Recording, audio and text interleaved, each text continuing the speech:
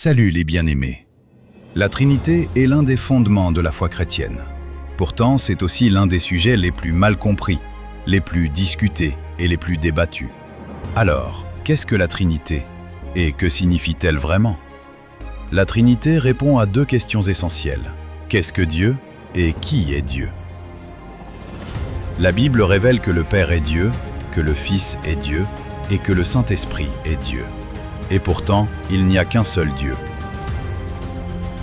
Pour comprendre cela, il faut distinguer deux mots, être et personne. L'être, c'est le quoi d'une chose, sa nature profonde, ce qu'elle est à la base. Un humain est un être humain, avec des attributs comme la pensée, la conscience et les émotions. Un chien est un être animal, avec les sens, l'instinct et la vie animale. Un arbre est un être végétal, avec la croissance, les racines et les feuilles.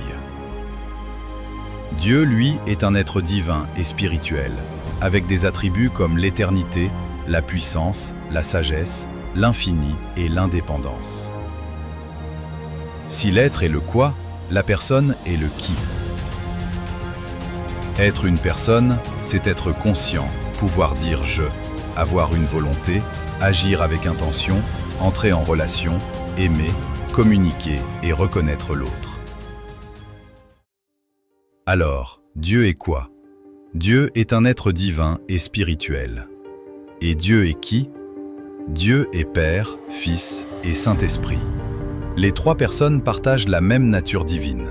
Elles sont coégales, coéternelles et unies dans la même essence.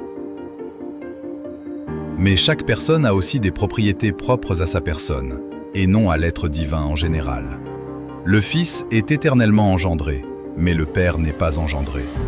Le Saint-Esprit procède éternellement du Père, mais le Fils ne procède pas de cette même manière. Et les trois personnes sont en relation éternelle. Le Fils ne peut pas être Fils sans le Père, et le Père ne peut pas être Père sans le Fils.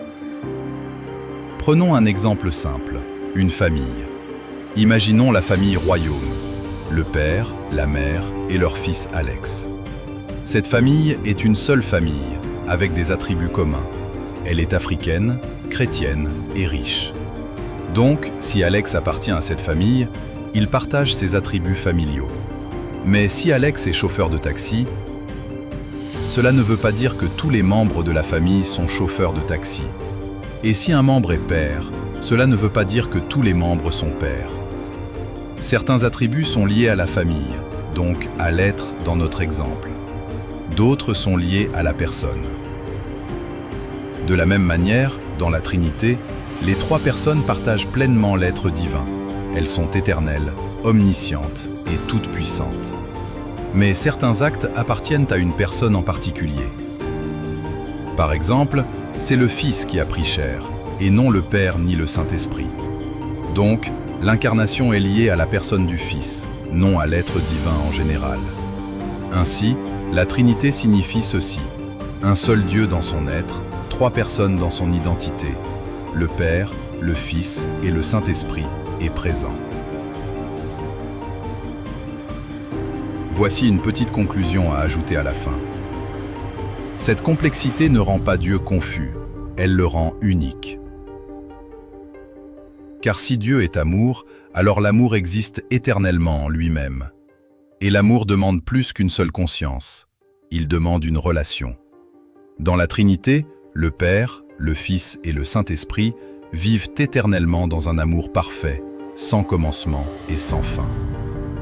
La question est donc simple. Acceptes-tu Dieu tel qu'il s'est révélé lui-même? Suivez-nous pour plus de vidéos où nous développerons la Trinité en détail.